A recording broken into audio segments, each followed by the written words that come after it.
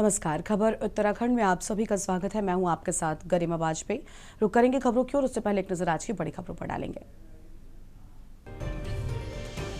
मुख्यमंत्री पुष्कर सिंह धामी ने उत्तराखंड को 5 करोड़ की विकास परियोजनाओं की दी मंजूरी। मंदिर सौंदर्यीकरण, सड़क निर्माण सहित कई विकास कार्य होंगे। नैनीताल में मिला कोरोना पॉजिटिव मरीज, उत्तराखंड का पहला केस, अस्पताल प्रशासन सतर्क।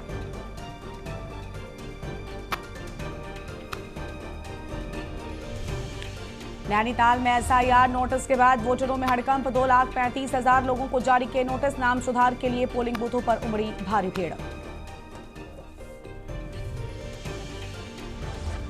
उत्तराखंड पीसीएस सीनियरिटी विवाद खत्म, अब प्रमोटेड अफसरों को भी मिलेगा लाभ। देहरादून में 12 सितंबर को लगेगी राष्ट्रीय लोक अदालत, यातायात चालानों का होगा निस्तारण। ड्रिंक एंड ड्राइव चालान नहीं होंगे शामिल।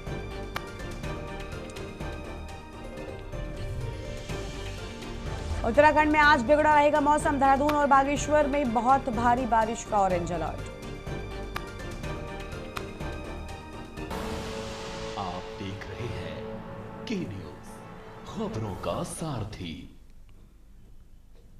रुक करेंगे खबरों की ओर। मंगलौर में एसआईआर प्रक्रिया के दौरान एक ही दिन में 30 से ज्यादा आपत्तियां दर्ज होने को लेकर कांग्रेस विधायक काजी निजामुद्दीन ने चुनाव आयोग पर सवाल उठाए हैं। विधायक ने आरोप लगाया कि फर्जी तरीके से मतदाताओं के नाम हटाने की कोशिश की जा रही है। उन्होंने कहा कि मंगलौर के बूथ नंबर 1 से 5 तक की मतदाता सूची में कई वोटरों के नाम पर आपत्तियां दर्ज कराई गई हैं, लेकिन जिन लोगों के नाम में आपत्तियां लगाई गई हैं वो लोग संबंधित वार्ड में मौजूद ही नहीं है। विधायक का दावा है कि जिन मतदाताओं के नाम पर आपत्ति दर्ज की गई है वो अपने सभी जरूरी दस्तावेजों के साथ मौजूद हैं। काजी निजामुद्दीन ने करीब 150 वोटरों के नाम गलत तरीके से हटाए जाने का आरोप लगाते हुए निष्पक्ष जांच की मांग की है। उन्होंने कहा कि बिना उचित कारण वोट डिलीट किए जा रहे हैं, जिससे चुनाव आयोग की कार्यप्रणाली पर सवाल खड़े हो रहे हैं।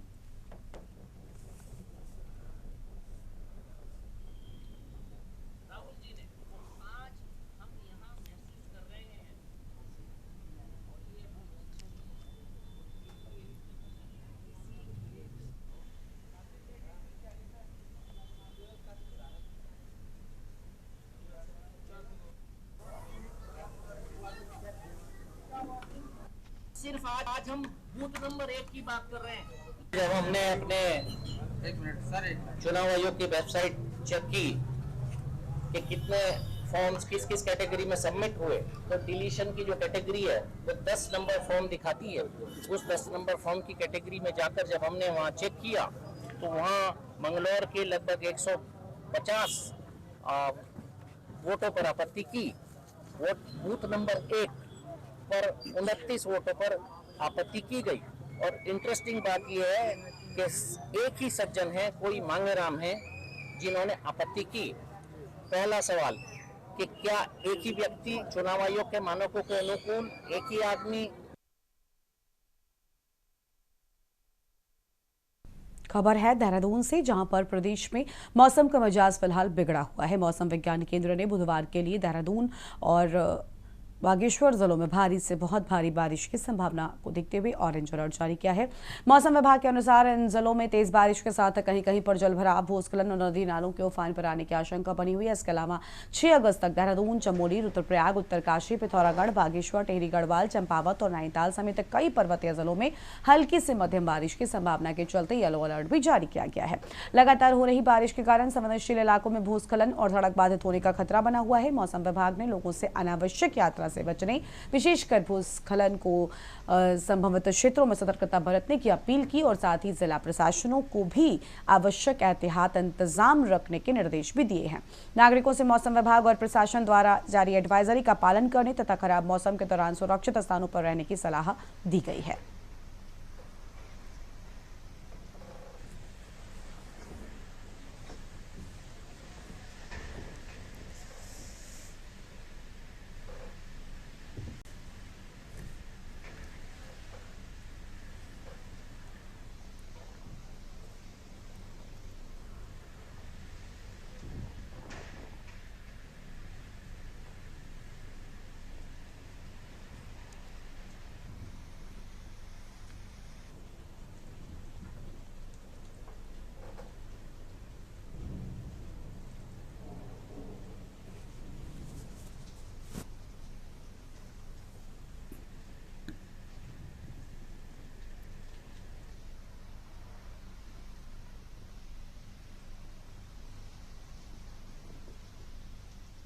अगले आने वाले सप्ताह में अगर हम देखें तो हम हल्के से मध्यम दर्जे की बारिश का पूर्वानुमान है अधिकांश स्थानों पे अभी 6 तारीख तक के लिए, अगले 4 दिन के लिए। और उसके बाद अगले 3 दिन जो है हमारे जो 9 तारीख तक रहेगा, उसमें अनेक स्थानों पे हल्के से मध्यम दर्जे की बारिश प्रदेश में जो है लगभग सभी जनपदों में देखने को मिल सकता है। जो अभी वार्निंग जैसे आपने बताया, वार्निंग जो हमने ऑरेंज अलर्ट अगले 24 घंटे के लिए दिया, अभी सिर्फ 2 अभी जनपद में दिया है, बागेश्वर और देहरादून जनपद है उसमें, जहाँ पे कि भारी बारिश के अलावा जो वर्षा के तीव्र से अति तीव्र दौर होने के चांसेस बने हुए हैं।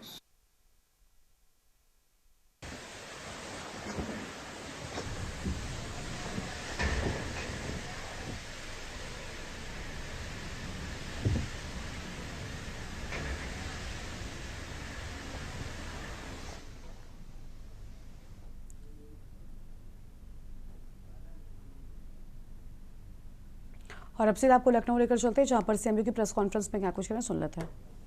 एम्प्लॉयमेंट के लिए, उनकी स्किलिंग के लिए, अन्नदाता किसानों के लिए कोई नई योजना घोषित हो सके, गरीबों के कल्याण के लिए कुछ नए कार्यक्रम आगे बढ़ सकें और महिलाओं के सम्मान और उनके स्वावलंबन के लिए भी कुछ अतिरिक्त प्रयास आगे बढ़ें, इसके लिए हम लोग 59,000 करोड़ रुपए से अधिक की अनुपूरक बजट को भी लेकर के आए थे, जिनके लिए इन सभी मदों में धनराशि की व्यवस्था भी थी। नई योजनाओं को घोषित करने के लिए चर्चा विधानसभा में हो सके, इसके लिए उन कार्यक्रमों के साथ हम लोग आए थे। लेकिन समाजवादी पार्टी के नकारात्मक रवैये के कारण युवाओं के मुद्दे पर, अन्नदाता किसानों के मुद्दे पर, महिलाओं के स्वावलंबन के मुद्दे पर या गरीबों के लिए बनने वाली वेलफेयर की अन्य स्कीमों के मुद्दे पर सदन में समाजवादी पार्टी ने कोई चर्चा नहीं होने दी। इनका ये आचरण असंवैधानिक भी है, युवा विरोधी है, किसान विरोधी है, महिला विरोधी है और गरीब विरोधी भी है। 59,000 करोड़ रुपए से अधिक का अनुपूरक बजट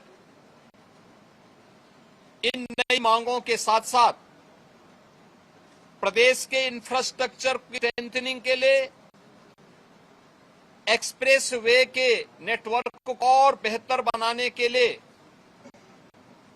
जो माननीय जनप्रतिनिधियों ने डिमांड की थी, उसके लिए भी धनराशि का प्रावधान करता है। हमने प्रदेश के अंदर उस तबके के लिए जो अब तक प्रदेश के विकास में मजबूती के साथ लगकर के काम कर रहा था, आंगनवाड़ी, आशा वर्कर, रसोइया, ग्राम चौकीदार,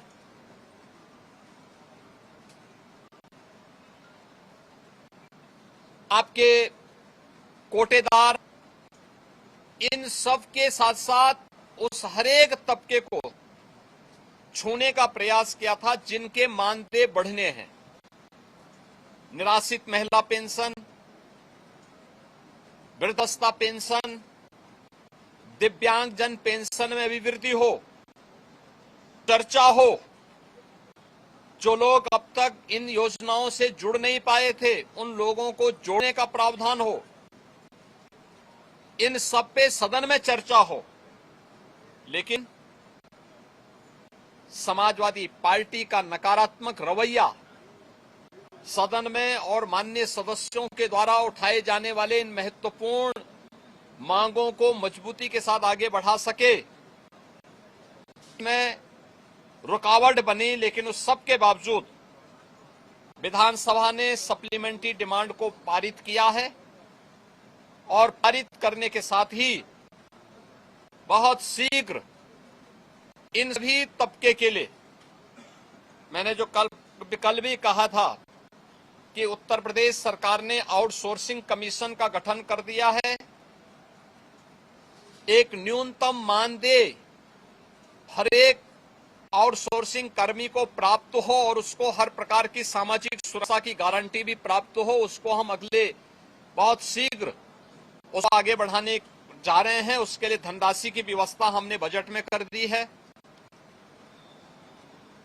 आंगनवाड़ी, आशा वर्कर, रसोईया, ग्राम चौकीदार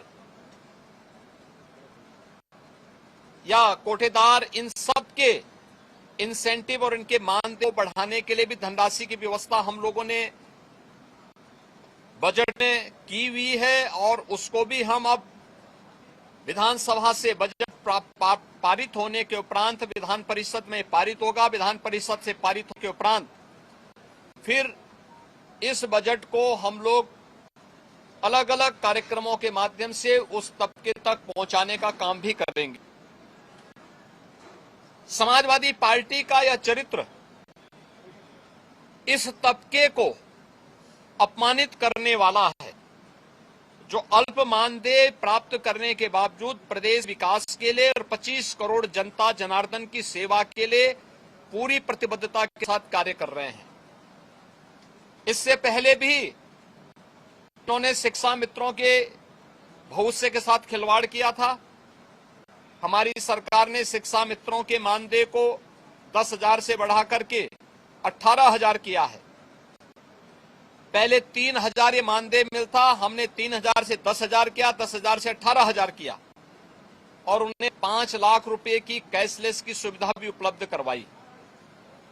अनुदेशकों को प्रदेश में 9,000 मिलता था, उन्हें 17,000 रुपए उनका मानदेय किया और उन्हें कैशलेस की सुविधा भी उपलब्ध करवाई।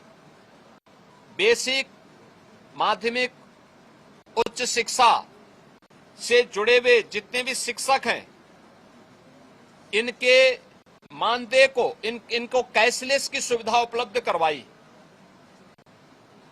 अन्य तमाम तबके के लिए बेहतरीन इसको लेकर के, योजनाओं को लेकर के हम सप्लीमेंट्री डिमांड्स में आए थे और इन सब के साथ साथ सामाजिक न्याय के लिए अपना जीवन समर्पित होने वाले उन सभी महापुरुषों के लिए, जिनमें बाबा साहब भीमराव अंबेडकर हैं, जिनमें महर्षि वाल्मीकि जी हैं, संत शिरोमणि सदगुरु रविदास जी महाराज हैं, सामाजिक न्याय के पुरोधा के रूप में और महिला शिक्षा का पुरजोर समर्थन करने वाले संत ज्योतिबा फुले हैं, साहू जी महाराज हैं। इन सभी लोक माता अहिल्याबाई होलकर जी हैं।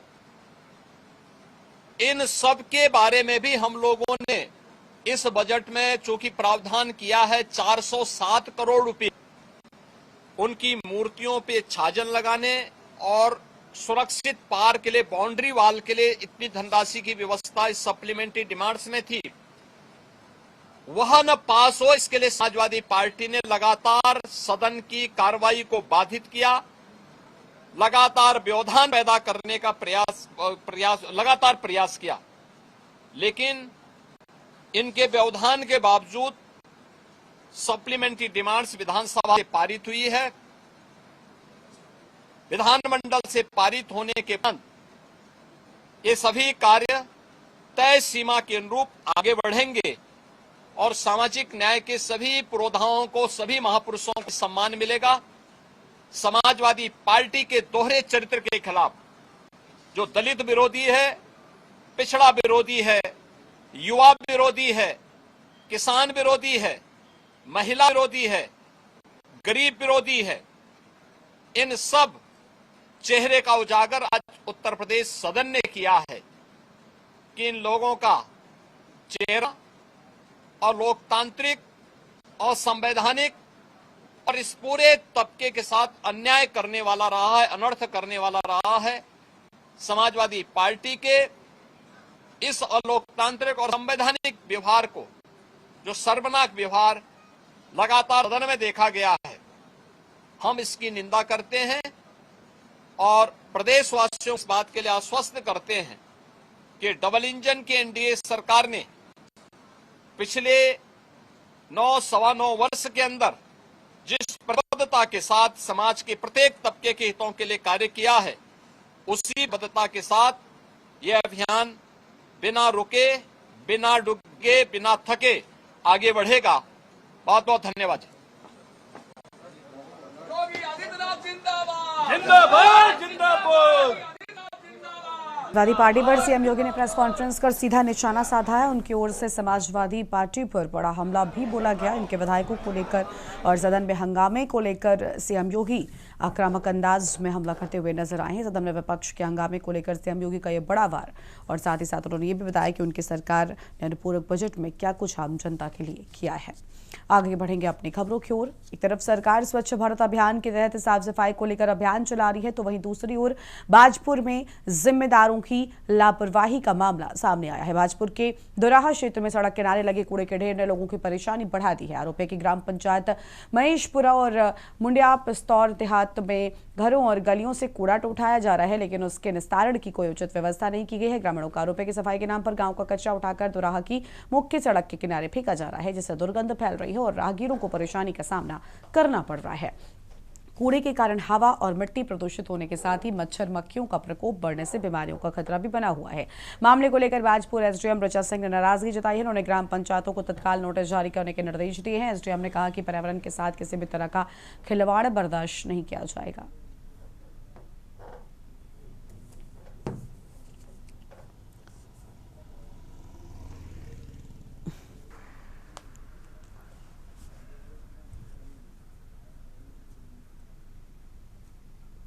अभी संज्ञान में आया है कि दोराहे के पास कहीं जो है ग्राम पंचायत के द्वारा कूड़ा खुले में डाला जा रहा है। तो किस प्रकार की भूमि है, अगर पंचायत की भूमि है तो तब भी उसको खुले में नहीं इस तरीके से डाल सकते हैं। उसको कवर करना है, उसका एक प्रोसेस है, पूरे उस प्रोसेस के साथ डालना चाहिए। तो इन सब चीज़ों पर मैंने अभी तत्काल बोल दिया है कि उनसे खुद ही एक जाँच आख्या मंगाए कि उनके द्वारा किस तरीके से खुले में कूड़ा डाला जा रहा है। अगर ये तथ्य सही पाया जाएगा तो उसमें जो भी आगे की कार्रवाई है वो प्रस्तावित की जाएगी और उनको वहाँ पर खुले में कूड़ा डालने से रोका जाएगा। टेहरी गढ़वाल के कीर्तिनगर तहसील क्षेत्र के चौरास में सरकारी भूमि को अतिक्रमण मुक्त कराने की कार्रवाई की गई और मुख्यमंत्री के निर्देश के क्रम में जिला प्रशासन की ओर से सरकारी जमीनों पर अवैध कब्जों के खिलाफ अभियान चलाया जा रहा है। इसी के तहत चौरास क्षेत्र में कानून को चौकी के लिए प्रस्तावित सरकारी भूमि पर किए जा रहे अवैध निर्माण की सूचना मिलने के बाद प्रशासन हरकत में आया। उपजिलाधिकारी कीर्तिनगर ने राजस्व टीम के साथ मौके का निरीक्षण किया, जिसमें भूमि को पूरी तरह से सरकारी पाया गया और प्रशासन की ओर से संबंधित व्यक्ति को नोटिस जारी कर 15 दिनों के भीतर निर्माण कार्य रोकने और वैध दस्तावेज प्रस्तुत करने के निर्देश दिए गए थे। बिल्कुल, हमारे पास सूचना मिली थी कि जो है चौरास क्षेत्र में किसी एक पटवारी चौकी कानून को चौकी के लिए जो प्रस्तावित भूमि सरकारी भूमि थी, उस पर किसी व्यक्ति द्वारा अवैध रूप से जो है पुख्ता निर्माण और जो है आगे जो है मकान निर्माण का कार्य जो है प्रारंभ किया गया है उसके द्वारा। तो हमारे द्वारा जो है पटवारी हमारे हैं कानून को हैं तहसीलदार साहब, इनके द्वारा मौका निरीक्षण किया गया और रिपोर्ट दी गई। उसके बाद हमने 15 दिन का नोटिस उस व्यक्ति को दिया गया, आप तुरंत इस निर्माण कार्य को रोकें और एक वैध दस्तावेज अगर आपके पास कोई है जमीन के रिगार्डिंग तो आप उन्हें हमें सबमिट कीजिए। तो व्यक्ति द्वारा जो है कोई भी इस संबंध में ना उन्होंने कोई कागज दिखाए, इसके अलावा भी उन्होंने कार्य नहीं रोका। तो हमारे द्वारा जो है उसके बाद अग्रिम कार्रवाई के लिए जो है पीडब्ल्यूडी, पुलिस विभाग और जो हमारा स्थानीय प्रशासन है इसके द्वारा जो है कार्रवाई करते हुए उस अवैध निर्माण को ध्वस्त कर दिया गया।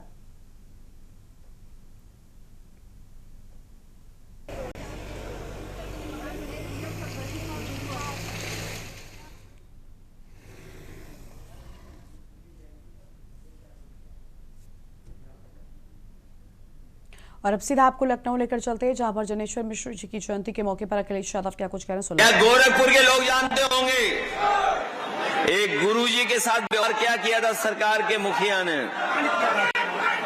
और किस भाषा से अपमानित किया था। और यही नहीं, अभी तो थोड़ा सुधार आ गया है उनमें। अगर कभी मिलने जाओगे उनसे तो वो पूछेंगे कि नहा के आए हो कि नहीं नहा के आए हो। कुशीनगर के हमारे लोग जानते होंगे, जब मिलने गए उनसे लोग, तो सरकार ने पहले साबुन से नहलवाया था, तब जाकर के वो बेचारे मिल पाए थे। मैं ये बात इसलिए बोल रहा हूं कि अभी लड़ाई बहुत बड़ी है, लंबी लड़ाई है। समाजवादी पार्टी कभी किसी के साथ भेदभाव नहीं करती है। और मैं आज साथियों की जब तख्तियां देख रहा था, मैं तख्ती पे एक तस्वीर देख रहा था, और उस तख्ती पे जो तस्वीर दिखाई दे रही थी, अभी कुछ दिन पहले हमने आपने सबने मिलकर के जो अंतर्राष्ट्रीय मित्रता दिवस मनाया था, एक मित्रता दिवस मना था। अभी कुछ पहले व्हाट्सएप पे सबसे ज्यादा तस्वीर अगर कोई चली है तो जो हमारे साथी अभी तख्ती पर तस्वीर लगा के लाए थे, ये कोई दोस्ती आज की नहीं है। भगवान कृष्ण और सुदामा की दोस्ती आज की नहीं है। बताओ कितने हजार साल पुरानी है, किस युग की है दोस्ती?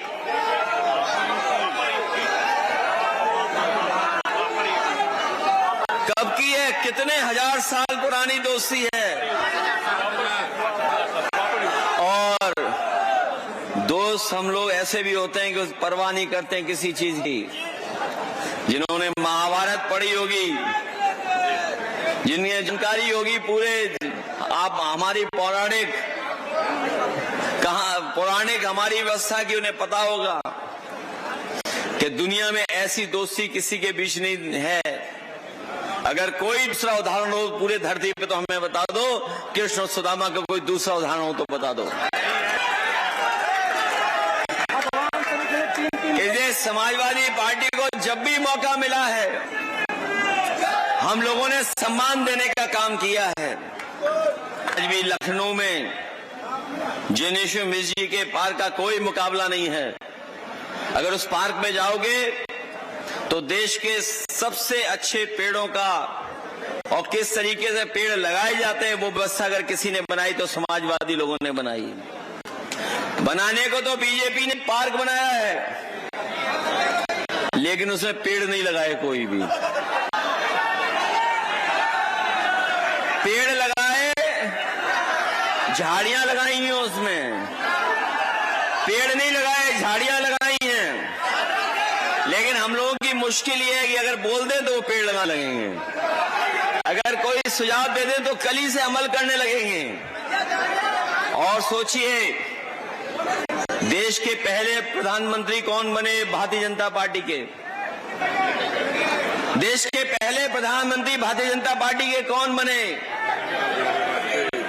जो अटल बिहारी वाजपेयी जी बने थे, उनके नाम पे भी कोई काम नहीं किया। जो आदरणीय उदय प्रताप जी ने जिसका नाम दिया लोक भवन, समाजवादियों ने बना, नेताजी ने उद्घाटन किया, उसी पे प्रतिमा लगा दी।